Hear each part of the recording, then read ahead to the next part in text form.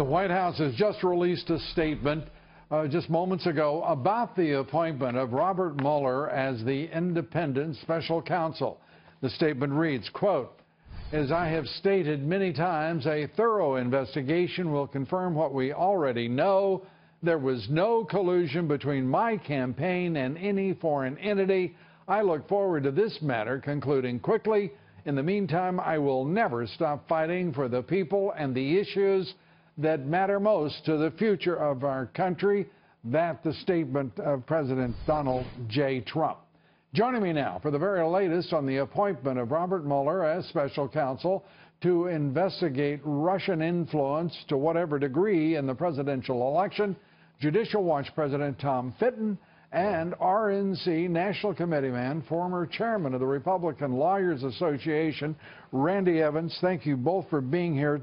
Tom, let me first begin with you. Your thoughts about the propriety and the possible production of a special counsel and success in this matter. Well, it's a disappointing and unimaginative choice. I think of the Who song, meet the new boss, same as the old boss. Trump fired Comey, but has now a clone of Comey investigating the unicorn theory of the election, which is Russian collusion. So I'm not quite sure what there was to do in terms of investigations. And what I'm concerned about is there's no mention, again, of the leak investigation that needs to be conducted, of the unmasking that occurred that may, frankly, implicate the FBI. An unfortunate fact is that Mueller's FBI, for instance, coordinated with the Justice Department and the IRS under Barack Obama to try to figure out ways to prosecute this very same groups that Lois Lerner's IRS was targeting. And they took millions of documents and donor information they shouldn't have, and they had to return it once it was exposed. So the Mueller FBI is not sacrosanct and is as problematic as anything that happened under Comey. I don't know why of course, in Washington, he's being well received, and that should tell you something. Well, it tells us what we know, that President Trump was elected to fight and to roll back the establishment, the orthodoxy, wherever it was found, and it is snapping back and retaliating, whether in the form of Robert Mueller or the Deputy Attorney General, Randy, who decided unilaterally, of course, that he wanted a special counsel. I mean, what is your reaction? Mine is, I think President Trump's exactly correct. The only way he could be vindicated was by someone who was respected by both sides.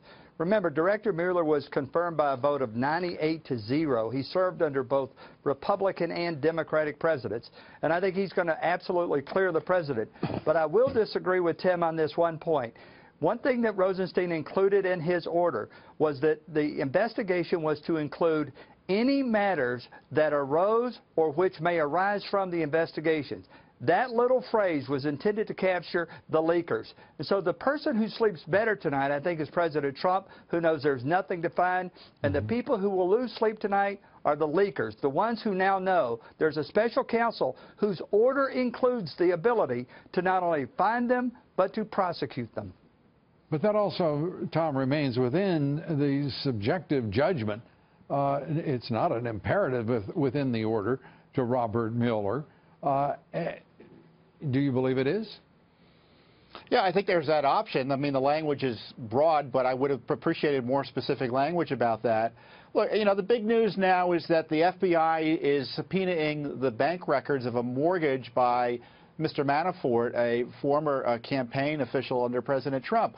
So now we're investigating the mortgages of President Trump's former advisors.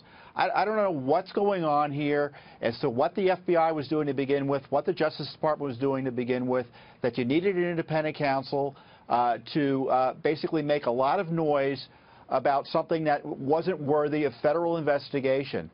And now they're looking at individual relationships that General Flynn may have had, or Manafort may have had, or others may have had with the Russians. It seems to be an inordinate focus on Republican relationships, not Democrat operative relationships. I just don't believe that Mueller is the type of guy who does he have the guts to go after the leakers, in your judgment, Tom? I don't think he's going to go after anybody. I really don't. I don't think you're going to see much in the way of justice. It may be a political plus that someone like Mueller is there, But those of us seeking justice and who really want to see things done appropriately in the non-Washington approach, I don't think it's going to happen with this special counsel. Randy, this special counsel is a decision solely on the part of and he makes it very clear, my decision is in this. The Deputy Attorney General made this unilateral decision. Does it reduce the pressure? Does it eliminate the pressure on the administration or raise it?